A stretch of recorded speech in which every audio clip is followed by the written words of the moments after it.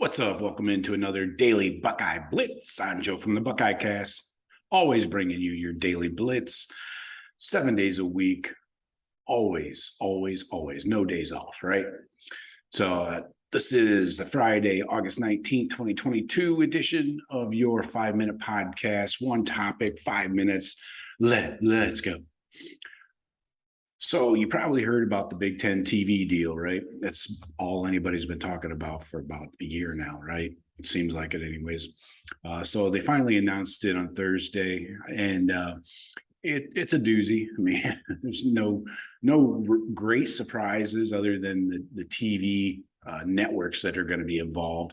But so it's a 7-year deal starting next year, 2023, and going through 2030. And it's averaging $1 billion a year per year. It's kind of backloaded, so it's not all at the same every year, But so it comes out to about 100 mil per school. Seems okay. So what they're doing is the TV networks that are involved are interesting to me because whereas the SEC has their network partnered with ESPN, and so they're just kind of pigeonholed into one network, and that's what the Big Ten is trying to get away from, right? So even though Fox was in on these discussions, they wanted to. Their motto is the more the merrier kind of thought, So here are the networks you've got, and it's kind of an NFL TV model. So think about how you watch games on Sundays at 1 o'clock, 4 o'clock, and then 8:30 or whatever. So they're doing kind of the same, but on Saturday.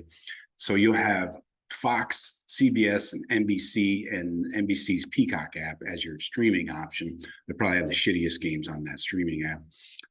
So anyways, Big Noon obviously will stay on Fox. So when you get up, get a cup of coffee, get a couple beers, maybe some shots. Then Big Noon is Fox.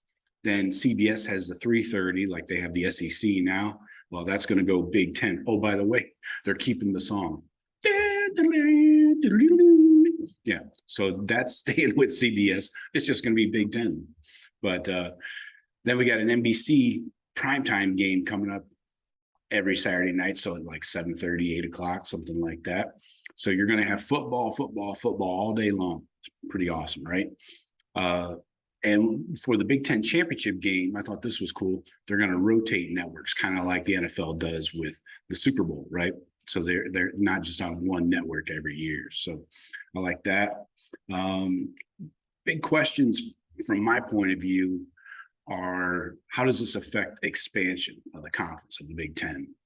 How does this affect Notre Dame joining the Big Ten down the road? Because Notre Dame just signed re-up their deal with NBC at $60 million per year for the rights for their home games. So if Notre Dame were ever to get smart and join the Big Ten, they would make an extra $40 million a year. Seems pretty cut and dry there. I don't know what the big hard on is to stay independent. I don't know what the advantage is there anymore.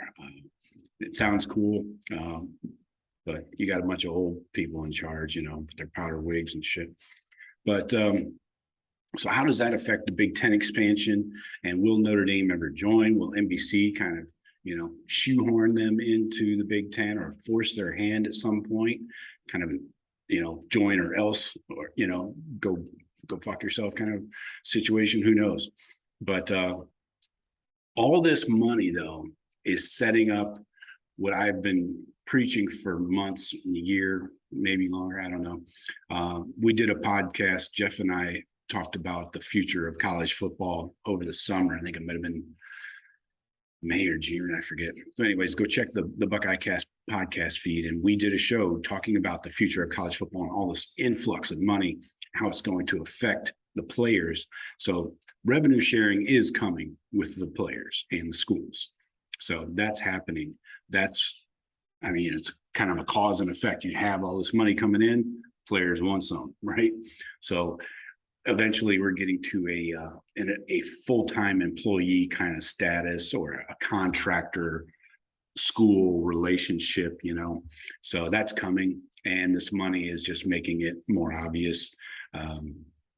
Gene Smith did have a couple interesting quotes yesterday from his brief press conference in the Woody. He was alluding to the fact, he didn't say for sure, but he said that they're probably going to eliminate divisions in the Big Ten, which that's fine, which opens the door though for a back-to-back, game against Michigan 2 weeks in a row. That could happen.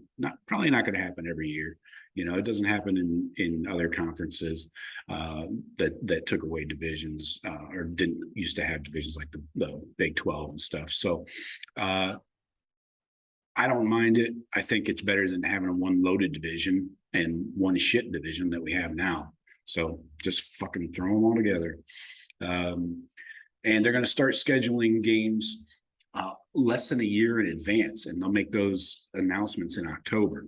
So that's cool, where you don't have a 10-year, schedule already laid out.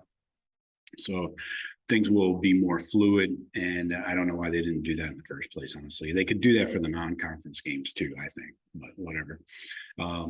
Another interesting Gene quote, the Big Ten will have conversations. They've talked about going to a 10-game conference schedule, which will eliminate, obviously, a non-conference game, which typically is probably against an FBS team or a really low-level group of 5 team, So that's great. I say go. And the SEC needs to get on board with just getting to 9, for Christ's sake. I mean, Nick Saban's been saying it for years.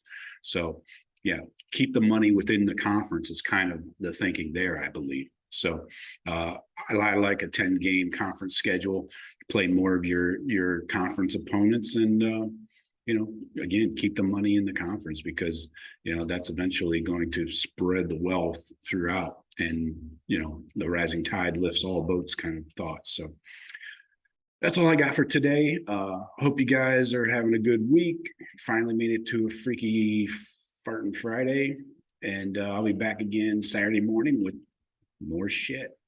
Have a good one. Go Bucks.